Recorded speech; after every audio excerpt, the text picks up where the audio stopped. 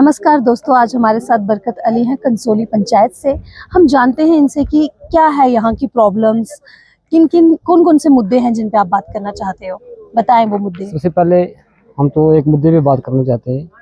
यहाँ पे जो आज तक सरकारें रही हैं, यहाँ पे जो एमएलए रहे हैं हमारे यहाँ मोहर में, खासकर अब्दुल गनी मलिक साहब, कुछ काम किए उन्होंने। ऐसी बात नहीं काम नहीं किए, काम किए कुछ उन्होंने। उसके बाद हमारे मुमताज़ खान साहब आए, बहुत अच्छे तरीके से हम लोग को जिताया। लेकिन मेरी कंसोली पंचायत के अंदर एक गुजर हॉस्टल है, हमने उनको उसको 10 साल बने हुए बिल्डिंग को हो गया, आज तक वो चालू नहीं कर सके। किसके टाइम पे बना वो गनी मलिक के टाइम में बना था। अच्छा। अब्दुल गनी मलिक साहब उन्होंने दिया था गुजर हॉस्टल जी।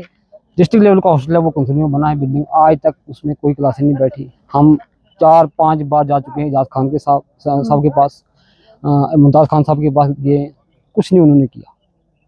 आज मुमताज़ खान साहब को हटा करके एजाज खान साहब आ गए मोहर गुलाबगढ़ में इलेक्शन लड़ने के लिए कि भाई आपसे काम नहीं हुए तो अब मैं जाऊँगा गुलाबगढ़ में काम करने के लिए। मैं उनको बताता हूँ आपने क्या काम किया है। एजाज खान साहब अपनी तकरीरों में कहते हैं कि आज तक मुझे अफसोस है कि सीला में रोड नहीं बना, इसमें रोड नहीं बना, इसमें डाडा में रोड नहीं बना, जो डाडा उनकी नाक के नीचे है। अगर एजाज खान साहब वो घर से अपने से बाहर आते हैं तो बाहर वो डाडा है।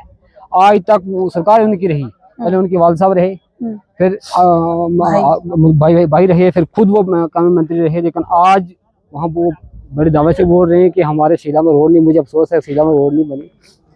हमारे कंसोलिडेटेड साहब रोड है, आज हमने उस पर ब्लैक टॉप डाला है।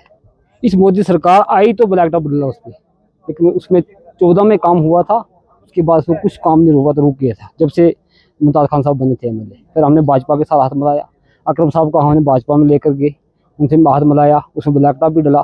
हमें उम्मीदें यही हैं भारत सरकार से, खास करके कि मोहर को पहाड़ी जिला का दर्जा होना चाहिए। ये सबसे पहली मांग है। सबसे पहली मांग हमारी है कि मोहर को पहाड़ी जिला का दर्जा होना चाहिए, और डिजर्व भी करता है। मोहर एक बहुत बड़ा एरिया है, बहुत बड़ा एरिया है मोहर, और बहुत सालों से आप अगर जाओगे पिछड़ा हुआ ऐसे रखा गया है। बहुत आज भी रोड कनेक्टिविटी नहीं है। हम लद में गए, खोड़ में गए, शहडोल में गए, कल ही हम वहाँ से टूल लगा के आके, लेकिन लोगों को रोड नहीं है। 20-20 किलोमीटर पैदल चला हमारा कैंडिडेट और हम। और काम किसने करना था? एजाज खान साहब ने, जो यहाँ पे मंत्री रहे, जिन्होंने लोगों को यहाँ खून चूसा। आज वो बड़ी बड़ी बातें कर रहे हैं। कल वहाँ एक जलसे पे वो इंटरव्यू दे रहे थे, तो वहाँ एक बुजुर्ग ने उनको हाथ डाल रहे थे। बुजुर्ग ने उनको कहा जनाब हाथ बाद में डालिए, पहले मुझे एक ट्रांसफार्मर दीजिए। आज तक लोगों को लाइट से उन्होंने महरूम रखा है।